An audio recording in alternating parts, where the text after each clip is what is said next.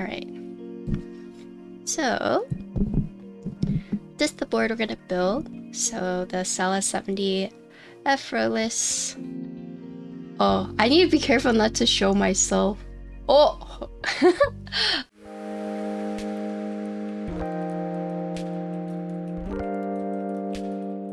This is the Hance Industry Sela70. It was in group buy, but then they took it down for a little bit to rework the plates and PCB. I have the reworked plates. They made a few changes to the units that were sent out. Non-flex cut plate. Production, they'll be using a non-flex cut design PCB as well. I have a flex cut. This was the unit I got before they changed everything. Spacebar wire orientation. Basically, they rotated the spacebar wire on the plate. There is reduced case ping, but there's still a bit just based on the nature of the board. And if you want to completely eliminate this, they suggest using the included case foam. So let's go ahead and open the box just so we can see what it looks like. This is the flex cut PCB and the flex cut plates. Comes with the foam, but I do have the new plates. I have the hot swap version. JST daughter board. Okay, so you have the gaskets in here. You have the feet in here. You have the screws. Okay, so this is just all the accessories that we need. I have the purple unit. As you can see, it is like a darker purple. This isn't bright light, but this is more in line of what it will look like. Nice. Looks nice. It comes with a wrist rest. Whoa. Included, you get keyboard kit, daughterboard JST, default FR4. You get all of your foams, bump-ons, keyboard angle adjusting part, PCB of choice, gasket mount silicone socks, top mount silicone socks, and screws. They have different plates, so they have ANSI, ISO and ANSI, the hot swap, and solder. You can buy different weight upgrades, so you can get brass sandblasted, copper sandblasted, stainless steel polished, and then you can buy all the different color wrist rests. The board comes in blush pink, silver, dark blue, wine, gray, dark purple, light green coating by Matrix Lab, and linen coating by Matrix Lab.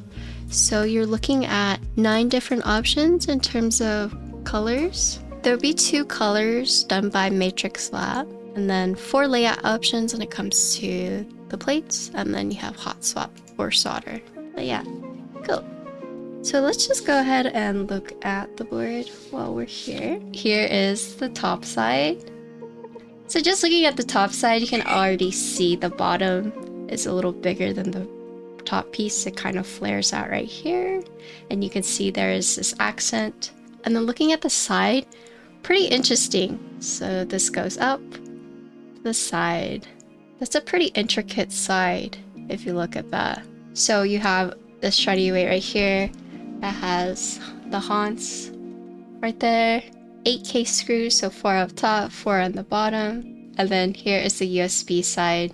So it is a right hand USB port. So you can see that this is not shadow. This is actually just the bottom piece that I'm touching right here. One thing to note about this is the side is very intricate. These pieces don't go over one another, so it just kind of sits on top of each other like that. And you can see instead of the cut being like right here between the top and bottom piece, this one is very low, like right here. Like the seam is very low right here. And then same thing, instead of the even seam, this one is up higher. Here's the wrist rest. So this is extra if you wanted to get it. And then there's a little nice touch right here. So the designer's major job is auto design. And so that is what this board is inspired from. Cool. Cool. I think there's a misconception that whenever I build these boards on stream, I'm telling you guys to buy it. But that's actually not what I'm here for, right? I mean, obviously it's marketing for the designers, but it's also to show you guys like what you're gonna be getting. I'm not saying that every board I build you should always buy, right? I mean, if I like it, I'll tell you if I like it. I wouldn't say I'm a reviewer, I'm more of a showcase, eh?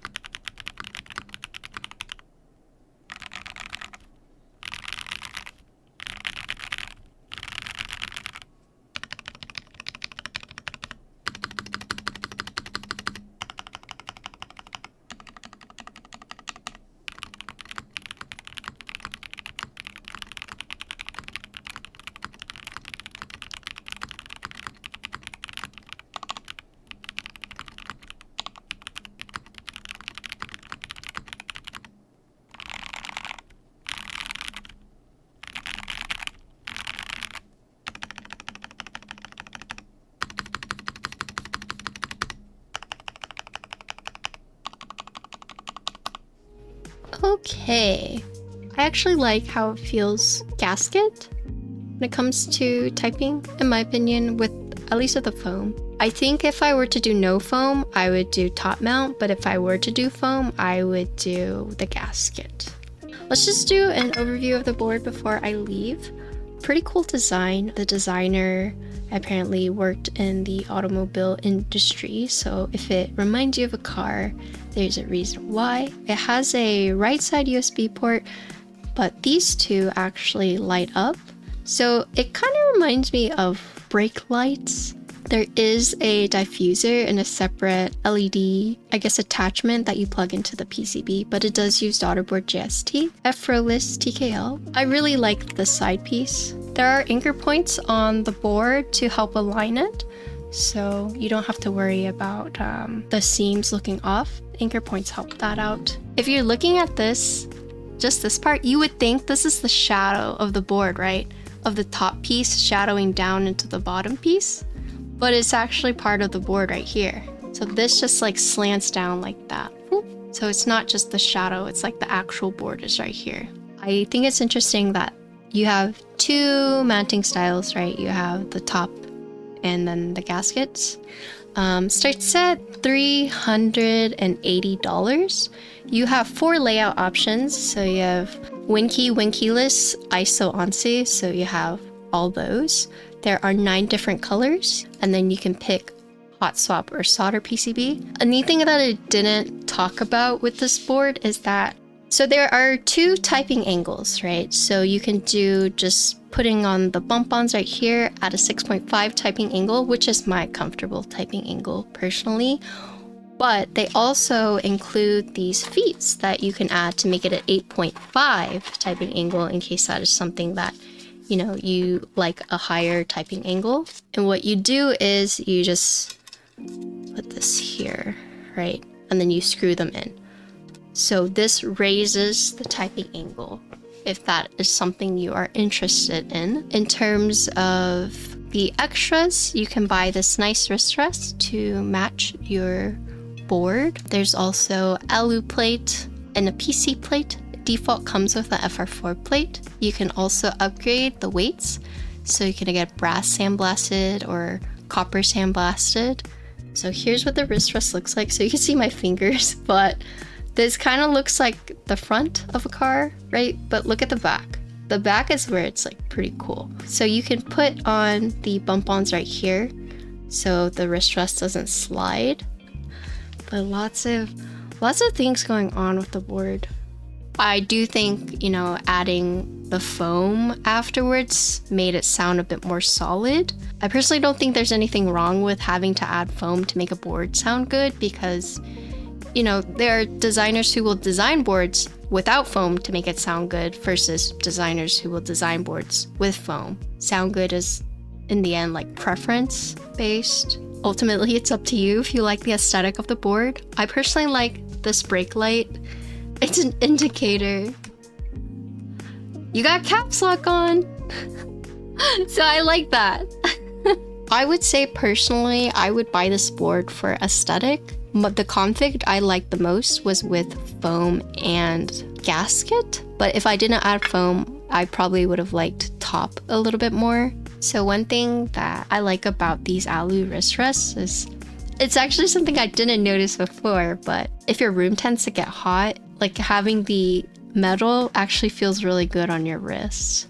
But yeah, in terms of the criticisms, I get it. It is a pricey board, but there's a lot that went into it. And if you're worried about sound and feel, they did listen to feedback. So it's up to you whether you buy this board or not. I'm just here to show off the board. It's up to you whether you want to buy it or not. But yeah, my favorite thing about this board, honestly, is this indicator right here. Okay, this is caps lock on. This is caps lock off. I love LED indicators.